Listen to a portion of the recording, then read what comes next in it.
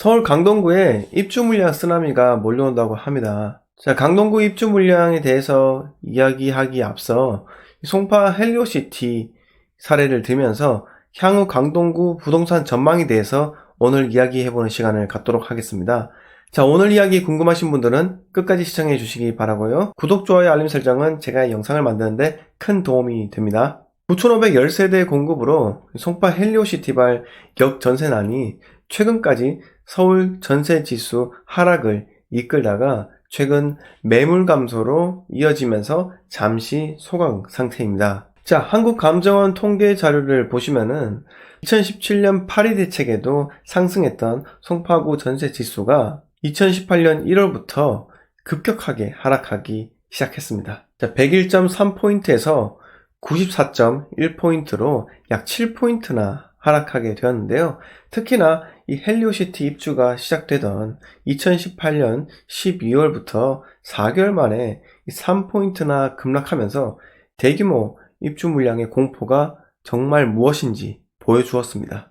자, 현재 헬리오시티 33평 전세 같은 경우 1, 2월에 5억 초반대도 나왔지만은 현재는 6억 중반까지 가격을 회복하면서 송파구의 수요 에너지가 상당하다라는 증명을 하기도 했습니다. 그런데 우리는 이 송파구가 우려스러웠던 전세난을 어떻게 신속하게 극복할 수 있었는지에 대해서 한번 생각해 볼 필요가 있습니다. 자, 송파구 인구는 2019년 3월 기준 67만 8천명입니다.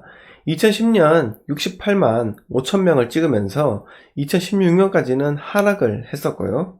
2016년부터 2019년 현재까지 약 3만 명이 증가를 했습니다. 좀 더 인구 이동을 세밀하게 들여다보면 서울 각 지역에서 전입이 상당히 왔음을 확인할 수 있고 약 17%가 강남구에서 온 것을 확인할 수 있었습니다.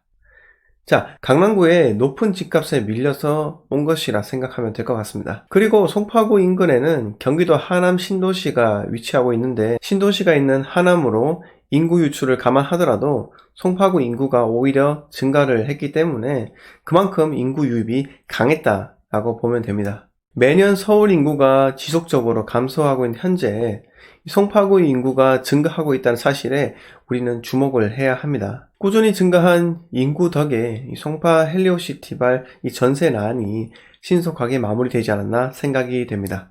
자, 본론으로 넘어가서 강동구 입주 물량 쓰나미에 대해서 이야기해 볼게요. 강동구는 2019년 1896세대, 2020년 4722세대, 2021년 1824세대, 2022년 이후 13,031세대 이렇게 향후 3, 4년 동안 강동구에만 3만 세대의 신규 아파트가 공급될 예정입니다. 특히 2019년에만 1896세대가 공급되면서 많은 사람들이 강동구 전세가의 폭락을 우려하고 있죠. 게다가 인근 하남시에 앞으로 3년간 약 3600세대가 공급될 예정이어서 서울 동남권 부동산 시장이 장기적으로 침체될 것이라 뉴스가 많이 생산되고 있습니다. 제 개인적으로는 향후 서울 부동산 전세 시장이 점차 안정될 것이기 때문에 서울에서 전세 거주하기가 좀 더 용이해질 것이라는 생각을 하고 있습니다. 이 안정이라는 말은 이 매매가와 전세가가 올라가지 않고 박스권에서 횡보한다는 말로 표현할 수 있는데요. 저는 현재 이 전세 수요자 위주의 시장이 지금부터 맥시멈 5년 동안은 유지될 것이라고 봅니다. 그런데 이 서울 매매가와 이 전세가가 하락하기만 기다리는 이 경기도의 상시 대기 수요가 이 서울 인구만큼이나 있다는 겁니다. 그렇기 때문에 일정 가격 이하로 떨어지게 되면 곧바로 이 대기 수요가 바로 빈 공간을 채우기 때문에 부동산 가격 안정화가 영원할 수는 없습니다. 지금은 현금 부자와 무주택자만을 위한 시장이 열렸다 해도 과언이 아닙니다.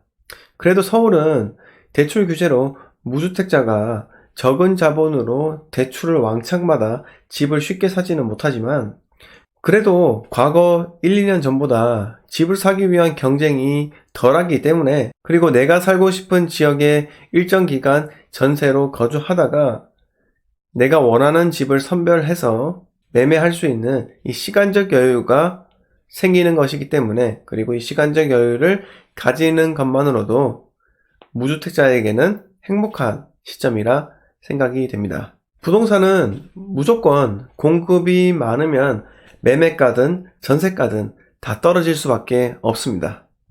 어느 누가 그러는데 이 전매 제한과 양도소득세 이 비과세 때문에 입주 후 2년 후에 실제 풀리는 물량이 얼마 없을 것이다, 뭐 이런 소리를 하시는데, 그건 부동산에 대한 상식이 정말 없어서 하는 말입니다. 사람들은 저마다의 사연을 갖고 이 집을 내놓게 되는데요. 제 아무리 전매 제한을 걸어놔도, 그리고 양도소득세 비과세 요건을 충족해야 세금을 안 낸다 하더라도 입주 물량이 많으면은 결국 2년 후에도 매매나 전세 물량은 많아질 수밖에 없습니다. 결국 거주하는 사람들이 집을 내놓는 이유가 제각각이기 때문에 부동산 매매에 있어서 이 내편협적인 사고와 일방적인 의견으로만 분석하면 안 된다는 말씀을 드리고 있는 겁니다. 자, 투자는 양방향성의 이 사고가 반드시 필요하다라는 말씀을 드리면서 오늘 이야기 모두 마치도록 하겠습니다. 구독, 좋아요, 알림 설정은 제가 본 영상을 만드는데